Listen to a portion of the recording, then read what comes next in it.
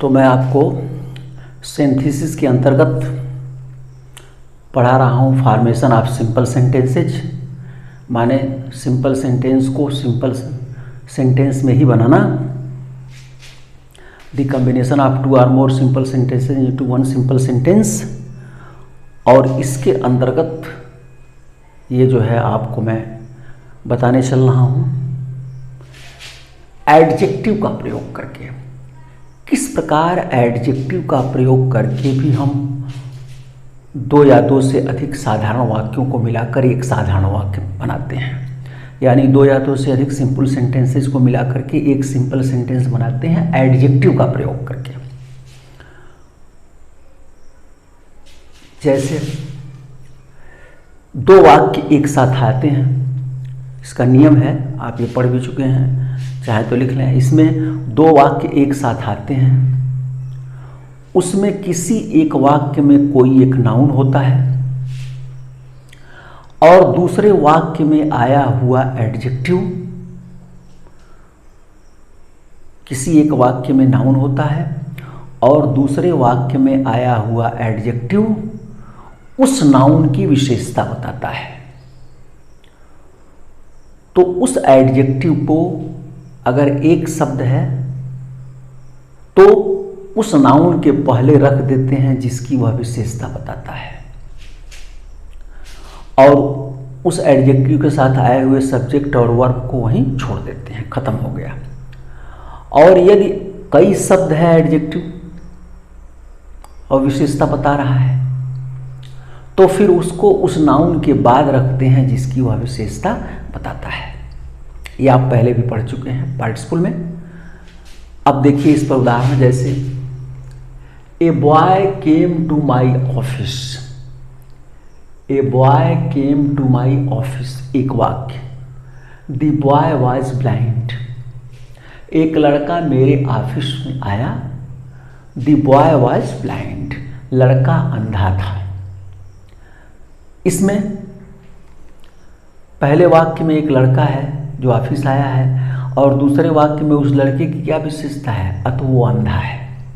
तो जो ब्लाइंड विशेषता बता रहा है ये बॉय के पहले लग जाएगा, वाक्य सिंपल हो जाएगा, और ब्लाइंड के साथ आया हुआ द बॉय वाज ये खत्म हो गया और ब्लाइंड आ गया ए बॉय के पहले, तो क्या हो जाएगा, a blind boy came to my office. A blind boy came to my office, simple बन गया, बहुत आसान है। एक उदाहरण देखिए, Ram gave a rupee to a man. Ram gave a rupee to a man, the man was lame. Ram ने एक आदमी को 1 रुपया दिया, द मैन वाज लेम, आदमी लंगड़ा था। तो राम ने एक आदमी को 1 रुपया दिया, उस आदमी की क्या विशेषता थी, लंगड़ा था। तो लेम एडजेक्टिव विशेषता बता रहा है, ये मैन के पहले लग जाएगा, तो हो जाएगा Ram gave a rupee to a lame man. Ram gave a rupee to a lame man. तो मेरा ख्याल है बहुत आसान है, आप इसको बना सकते हैं। एक और देख लीजिए, the police caught a thief. The police caught a thief, full stop. The thief was notorious. Police ने एक चोर को पकड़ा, चोर की क्या विशेषता थी, नोटोरियस था। तो हो जाएगा the police caught a notorious thief, बन गया। ये बहुत आसान है, कोई दिक्कत नहीं है इसमें। Tagore wrote Gitanjali, full stop, he was a great poet. Tagore wrote Gitanjali, full stop, he was a great poet. Tagore ने गीतांजलि को लिखा, he was a great poet, वह महान कवि थे। इसमें किसकी विशेषता बताई जा रही है, किसकी विशेषता बताई जा रही है, टैगोर की क्या विशेषता है, ग्रेट पोएट थे। तो ग्रेट पोएट पहले लगा दीजिए, तो हो सकता है a great poet Tagore wrote Gitanjali. A great poet Tagore wrote Gitanjali. ऐसे भी कर सकते हैं, Tagore a great poet wrote Gitanjali, ऐसे बन सकता है। He is my brother full stop, he is intelligent, he is my brother, वह मेरा भाई है, ही इज इंटेलिजेंट, वह इंटेलिजेंट बुद्धिमान है।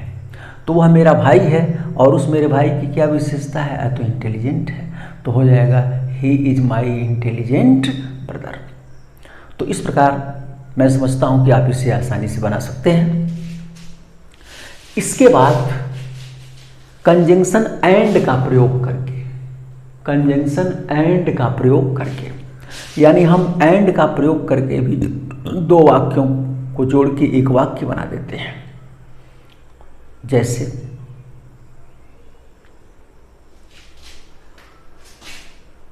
कि अब कैसे, इसमें क्या शर्तें होंगी, लिखिए।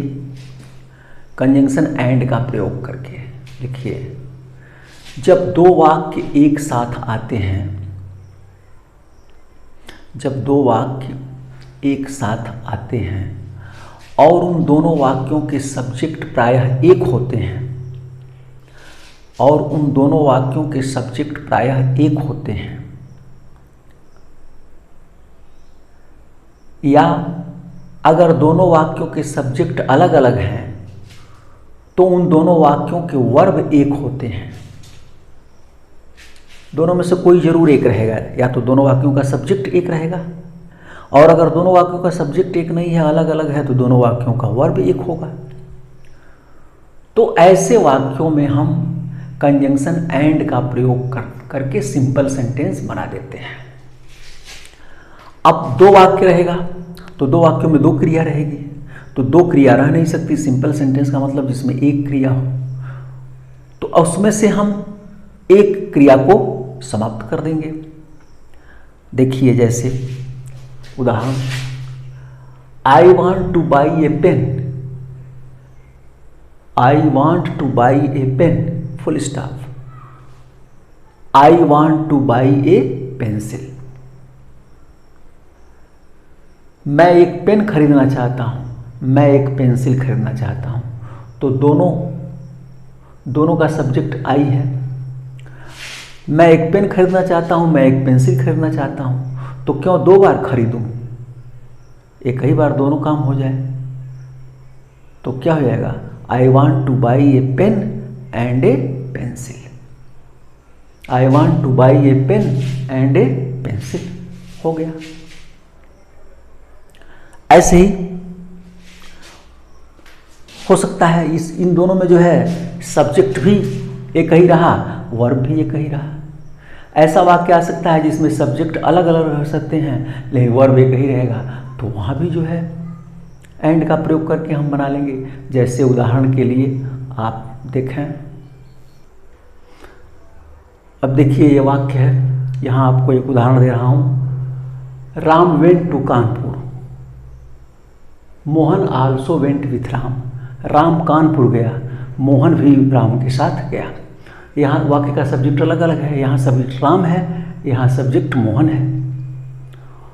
तो राम गया और मोहन गया, दोनों जो है जा रहे हैं, तो एक ही साथ एक ही बार एक ही वाक्य में दोनों जाए तो क्या हो जाएगा, क्योंकि जाने का ही काम दोनों कर रहे हैं, दोनों का सब्जेक्ट तो अलग अलग है लेकिन वर्ब एक है, तो हो जाएगा Ram and Mohan went to Kanpur, Ram and Mohan went to Kanpur.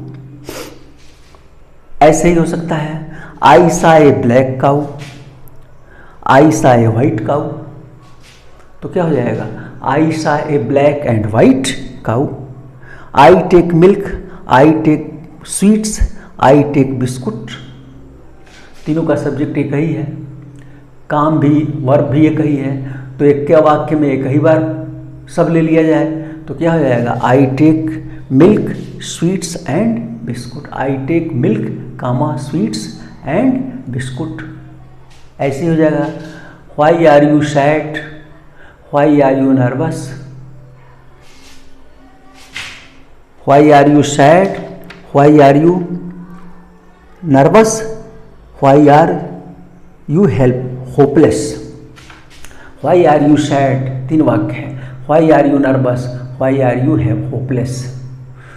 तो तीनों का सब्जेक्ट एक ही है, यू। तो एक के बार कराइए तो क्या हो जाएगा, why are you sad, nervous and hopeless. तो इस प्रकार ये बन जाएगा। तो ये बड़ा इजी है, इसमें कहीं कोई दिक्कत नहीं है समझने में।